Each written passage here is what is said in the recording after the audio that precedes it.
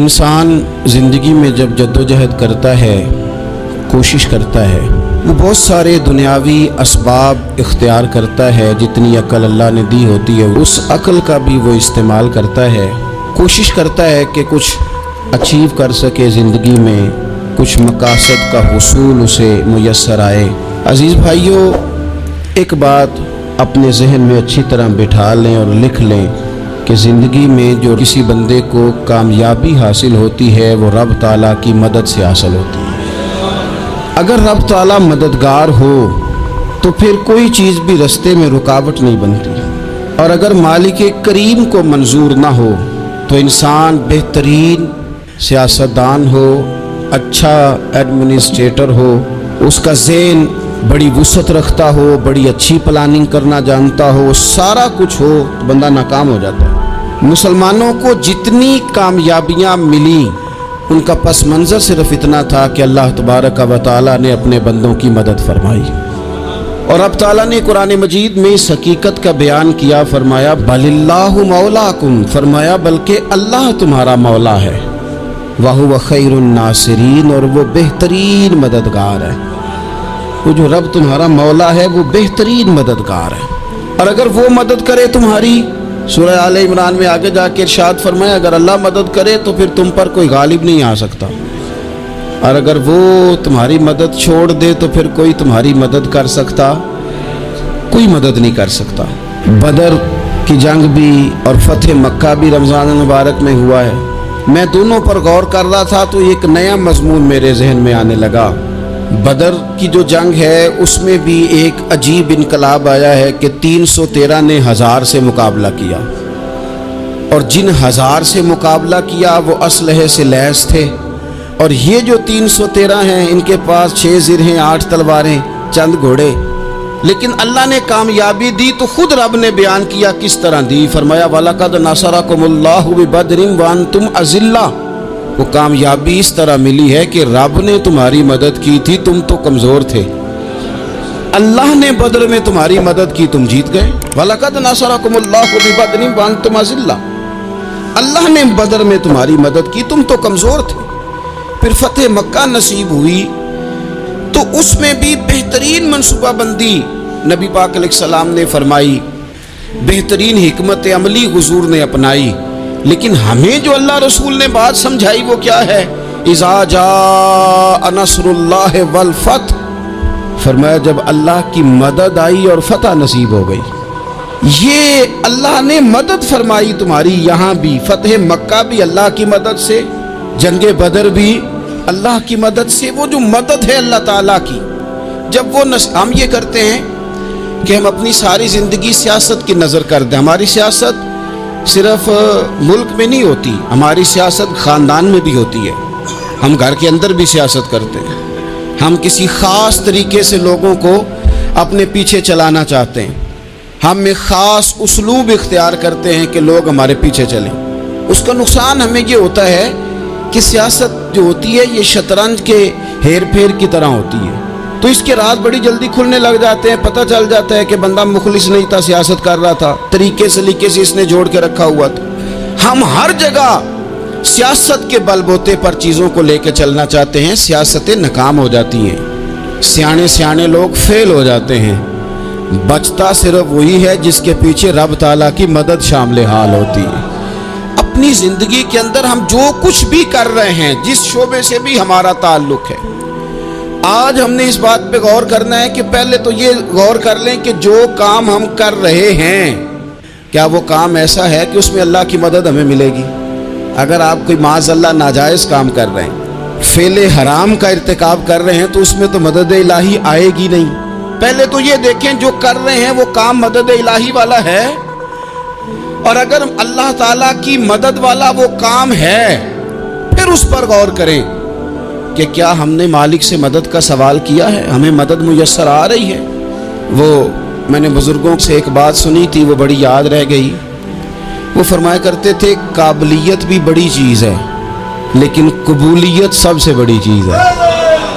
काबिल होना भी बड़ी बात है लेकिन ज़्यादा बड़ी बात यह है कि उसकी बारगाह में कबूल भी है कि नहीं। अपनी ज़िंदगी में अल्लाह की मदद की तरफ बढ़ें, मालिक की मदद का हुसूल इख्तियार करने की कोशिश करें, अल्लाह के साथ अपने आप को जोड़े।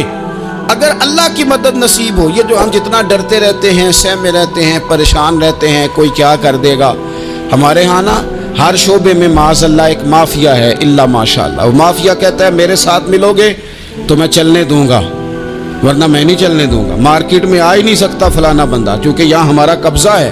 और मेरे भाई फिर बहुत सारे लोग जिनकी नीयतें और इरादे बड़े अच्छे होते हैं शुरू में, वो भी उस माफिया का शिकार हो जाते हैं और उनके रंग में रंग जाते हैं।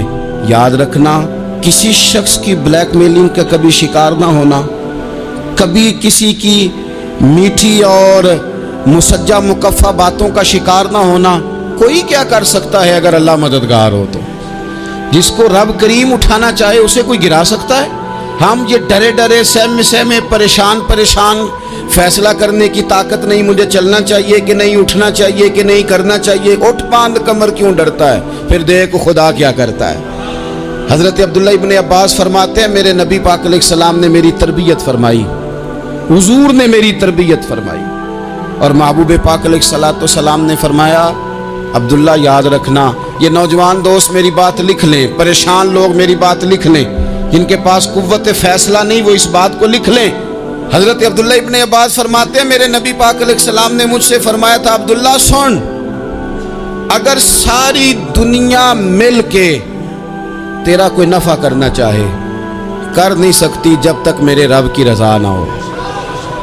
और फरमाया सारी दुनिया मिल के तेरा कुछ बिगाड़ना चाहे तो अब्दुल्ला बिगाड़ नहीं सकती जब तक रब करीम की हिकमत का तकाजा ना हो। लोगों से डरना, लोगों की तरफ देखना, माहौल देख के अपने राह का तयन करना, हर बंदे के ख्यालात के मुताबिक ढलने की कोशिश करना, फलाना ना नाराज हो जाए, फलाना ना नाराज हो जाए, वो जिसने होना हो जाए, बस रब रसूल नाराज ना हो। अपनी जिंदगी में अपने मालिक को मौला जान के, बलिल्लाहु मौलाकुम, अल्लाह तुम्हारा मौला है, वहुवा खैरुन नासिरीन, वो बेहतरीन मददगार है। तवज्जो जब भी करें रब की जानिब करें, अपने दिल का किबला दुरुस्त रखें, सोचों के जाविये सीधे रखें। मेरे भाई, मालिक जब बंदोबस्त कर दे ना, जब मालिक बंदोबस्त कर दे, फिर ऐसा बंदोबस्त करता है कि लोगों के पास ना चारा नहीं रहता। हज़रत मरियम रज़ियल्लाहु ताला अन्हा पाकबाज थी, मस्जिद में रही थी, पर मालिक की हिकमत के तकाजे बड़े अजीब है ना। फिर जनाब मरियम को अल्लाह ताला ने बग़ैर शौहर की औलाद अता कर दी। ये बात ही ऐसी थी, वो किसी ने कहा था कि मखलूक तो फनकार है इस दर्जा के पल भर में, संगे दरे काबा से भी असनाम तराशे, तुम कौन हो क्या चीज़ है दागे कबाबी। लोगों ने तो मरियम पे भी इल्ज़ाम तराशे। तो लोगों ने कहा किधर से ले आई बच्चा, तेरा बाप तो ऐसा नहीं था, कहां से ले आई?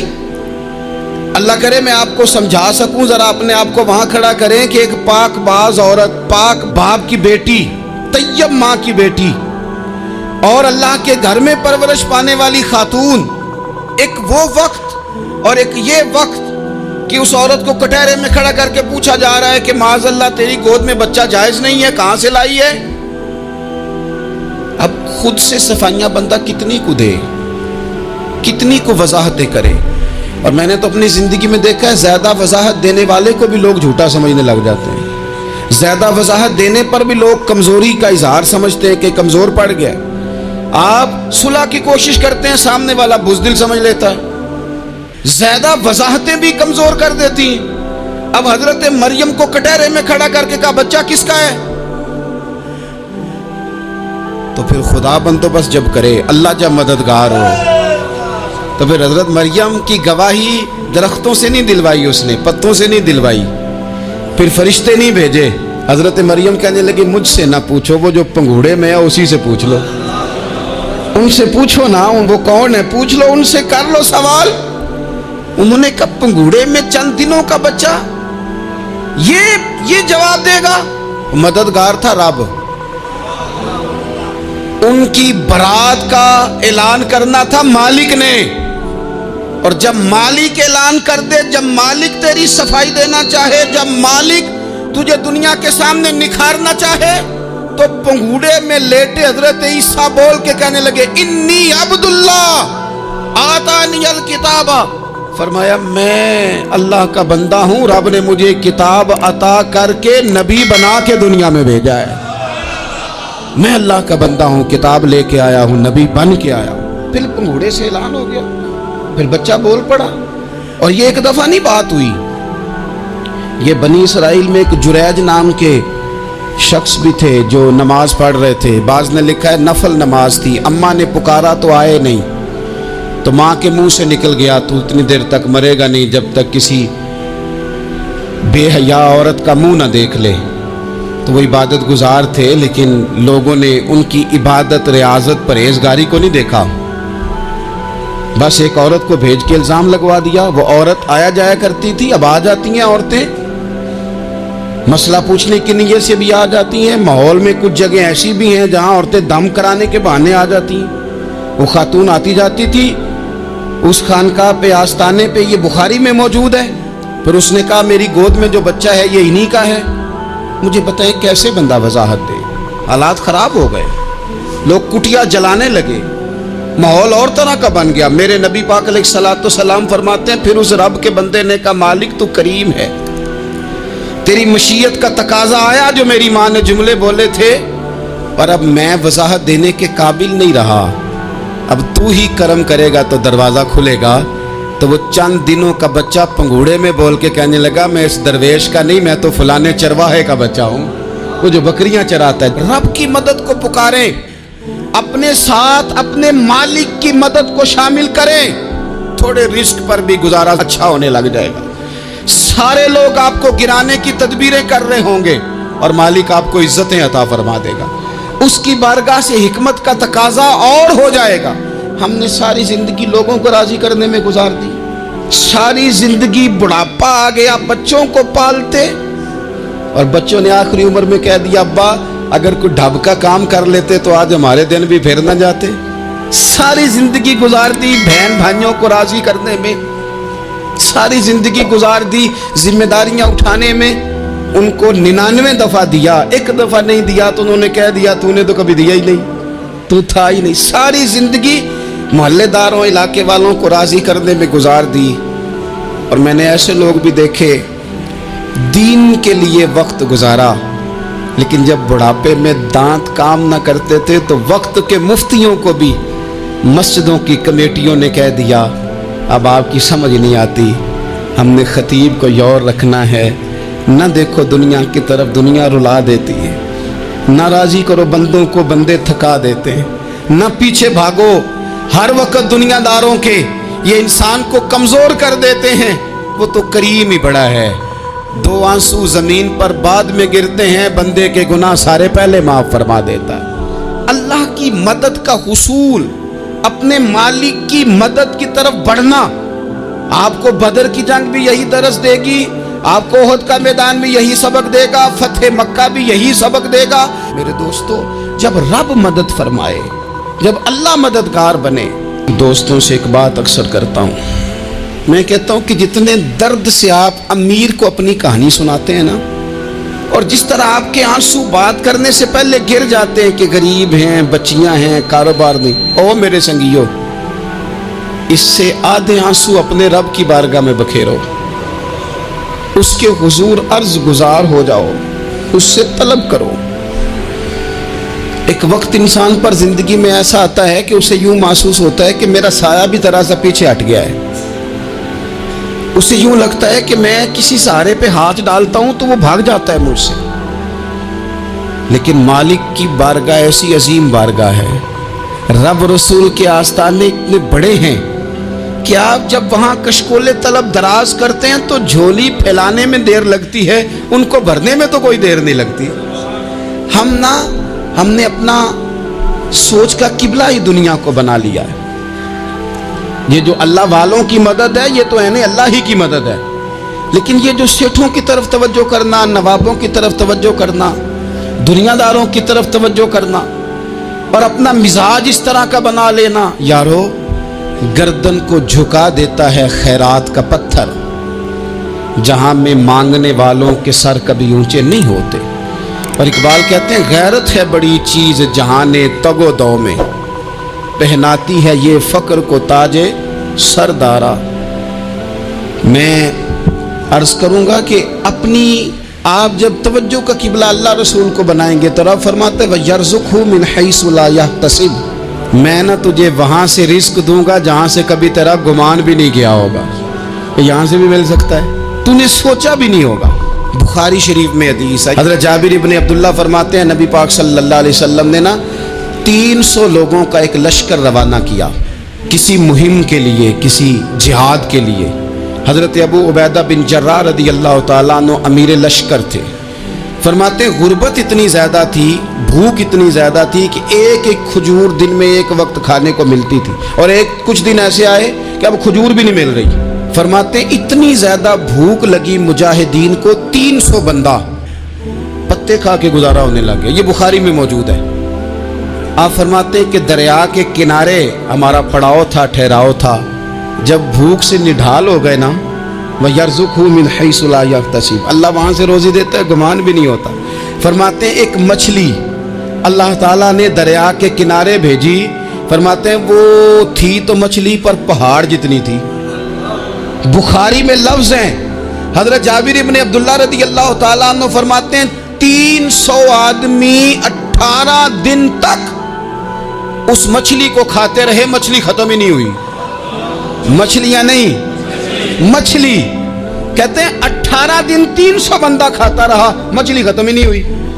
اور فرماتے ہیں کہ اس کی ہڈی نکال کے، کانٹا کہیں گے آپ اپنی زبان میں، کہتے ہیں وہ نکال کے نا تو اس کو کھڑا کیا نا جب، تو اونٹ کجاوے سمیت اس کے بیچ سے گزر جاتا تھا، 2 اس کے کانٹے جوڑے۔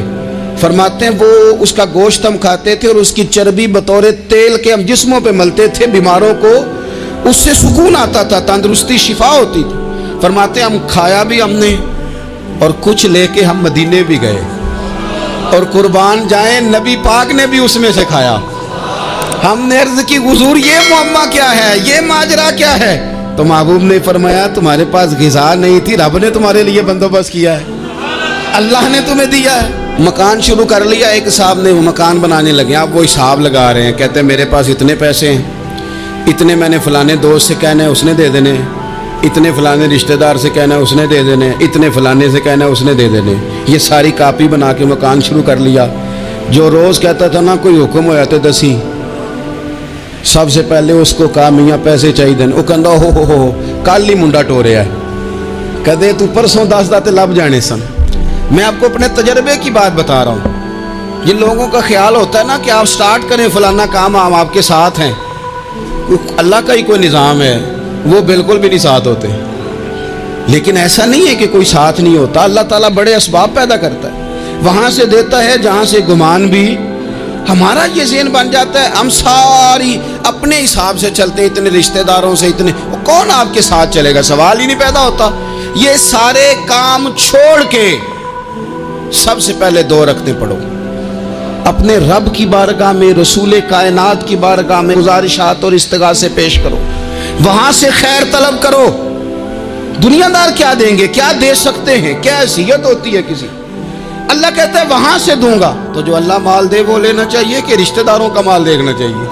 جو اللہ دے وہ لینا چاہیے کہ سیٹھوں نوابوں کی جیبیں دیکھنی چاہیے؟ جو اللہ دے وہ قبول کرنا چاہیے یا دیکھنا چاہیے کون سا آدمی کہاں پہنچ گیا؟ چھوڑو، اپنی مٹی پہ چلنے کا سلیقہ سیکھو۔ کسی کے سنگ مرمر پہ چلو گے تو پھسل جاؤ گے، پھسل جاؤ۔ اس پر ایک اور بات عرض کر دوں، صحیح بخاری سے، مسلم سے ایک اور بات۔ کچھ چیزیں ایسی ہیں جن سے اللہ کی مدد آتی ہے، مدد ملتی ہے۔ ایک چیز ان میں سے ایسی ہے جس سے بہت مدد نازل ہوتی ہے، وہ ہے کہ جب رب آپ کو دے نا تو پھر آپ بھی اس کے رستے میں دیں، پھر مدد آتی ہے، پھر اور آتا ہے۔ بخاری مسلم میں حدیث ہے، یہ زیادہ ہی توجہ طلب امر ہے، اس پر آپ غور کریں گے۔ حضرت ابو ہریرہ فرماتے ہیں کہ نبی پاک علیہ السلام نے فرمایا ایک شخص نے بادلوں کے اندر سے آواز سنی کہ فلاں آدمی کا کھیت اور باغ خشک ہو گیا ہے، وہاں برسو اور اس کے کھیت کو سیراب کرو۔ وہ بڑا حیران ہوا کہ بادل سے آواز آ رہی۔ پھر اس نے دیکھا کہ ایک پہاڑی پر بارش ہوئی، وہ بادل وہاں برسا، پھر نالیوں سے ہوتا ہوا پانی ایک طرف چلا تو جس نے آواز سنی تھی حضور بیان کر رہے ہیں، وہ بھی پیچھے پیچھے چلا کہ پانی کدھر جا رہا ہے۔ اس نے جا کے دیکھا کہ ایک مقام پہ ایک باغ کو وہ پانی لگ رہا ہے اور ایک آدمی وہ پانی لگا رہا ہے۔ اس نے اس سے پوچھا تیرا نام کیا ہے؟ اس نے کہا کیوں؟ کہنے لگا بتا نا۔ اس نے نام بتایا تو کہنے لگا یہی تو وہ نام ہے جو میں نے بادلوں کے اندر سے سنا ہے کہ فلاں کے کھیت کو پانی دے دو۔ اس نے کہا یار تو کیا عمل کرتا ہے کہ اسپیشل تیرے لیے بارش برسے؟ یہ بخاری پڑھ رہا ہوں، سیاستہ سے حدیث عرض کر رہا ہوں۔ اس سے پوچھا تو کیا کام کرتا ہے کہ جناب اللہ تبارک و تعالیٰ کا حکم کرم آیا کہ خاص تیرے لیے پانی برسے اور تیرے کھیت کو سیراب کرے؟ تو اس نے کہا چھوٹا ذمہ دار ہوں، پر جب فصل اگتی ہے تو 3 حصے کرتا ہوں۔ ایک حصہ اپنے بال بچوں پہ، بہن بھائیوں پہ خرچ کرتا ہوں، ایک حصہ پورا، اور ایک حصہ دوبارہ کاشتکاری پہ لگاتا ہوں، اور تیسرا حصہ خالص میں نے مسکینوں، یتیموں اور غریبوں کے لیے رکھا ہوا ہے۔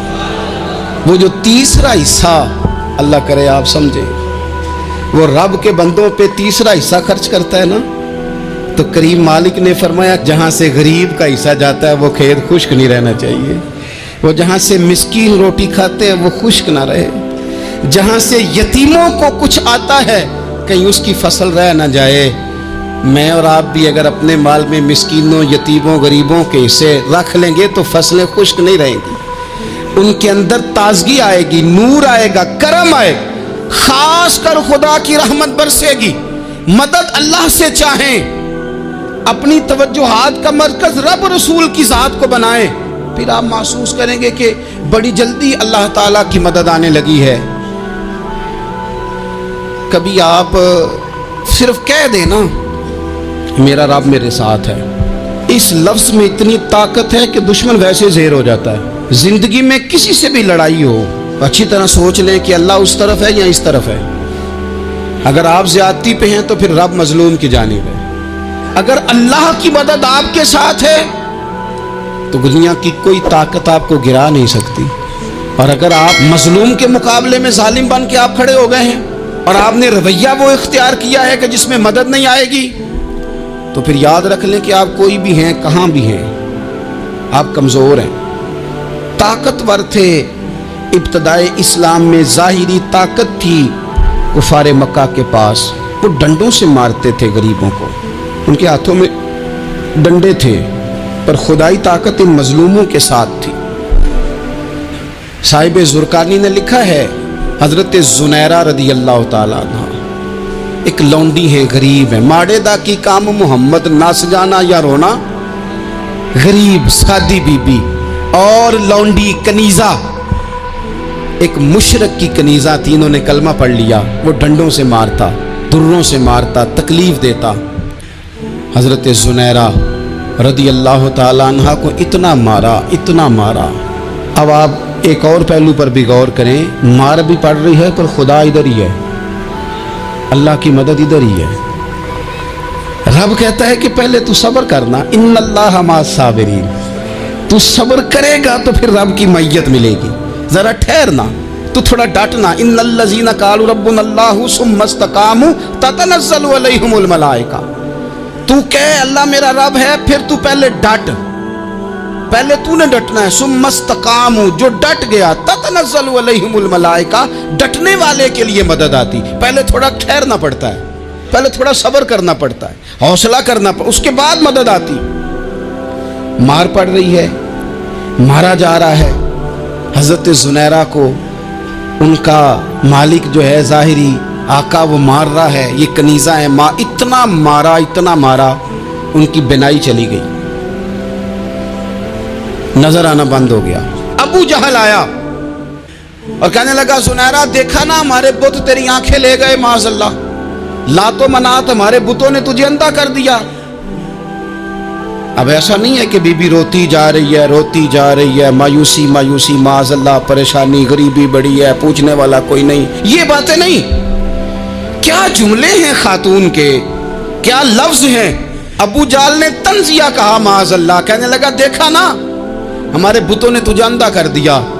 تو جناب زنیرہ آنکھوں کی بینائی گئی ہے، رات کو گئی ہے، دکھ ابھی تازہ ہے، لیکن اللہ پہ جو توکل ہے، اپنے مالک سے جو رشتہ ہے، وہ اتنا مضبوط ہے، اتنا طاقتور ہے، اس میں اتنی گہرائی ہے کہ حضرت زنیرہ بول کے نا اتنی قوت سے بولی، اتنی طاقت سے بولی کہ پورے کفر پر لرزہ طاری ہو گیا. فرمانے لگی تمہارے بتوں کی کیا اوقات ہے تو میری بینائی لے جائیں.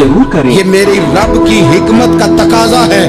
جب تک اس نے چاہا زنیرہ دیکھتی رہی، اور جب اس نے چاہا زنیرہ کی آنکھوں کی بینائی چلی گئی، اور اگر وہ چاہے گا نا تو بینائی واپس بھی کر دے گا. اگر ہو ذوق یقین پیدا تو کٹ جاتی ہیں زنجیریں، اگر وہ چاہے گا تو بینائی آ بھی جائے گی. حضرت زنیرہ نے رات کو یہ لفظ کہے، ابو جہل اور سارے کفار ڈر کے سن کے چلے گئے. آپ اطمینان سے آ کے بستر پہ سوئی. جب سویرے اٹھی تو اللہ نے آنکھوں کی روشنی واپس کر دی تھی. آنکھوں کی اب چھڑی پکڑی ہے، بازاروں میں گھومتی ہے، کہتے ہیں بلاؤ کدھر ہے تمہارے لات و منات. دیکھو میرے رب نے روشنی واپس کر دی. آ کر میرے ساتھ ادھر آ، ستمگر ہنر آزمائیں، تو تیر آزما ہم جگر آزمائیں. بیمار لوگوں یاد رکھو، کہہ دیا ڈاکٹر نے کہ تو بڑا بیمار ہے، تو بڑا کمزور ہے، یہ ہو گیا وہ ہو گیا، تو ڈاکٹر اپنے علم کے مطابق بات کر رہا ہے. ہوگا تو وہ جو میرا رب چاہے گا. کمزور ہو جانا، پریشان ہو جانا، تکلیف میں آ جانا، پتہ نہیں بات ہو گئی ہے تو جانے کیا ہو جائے گا.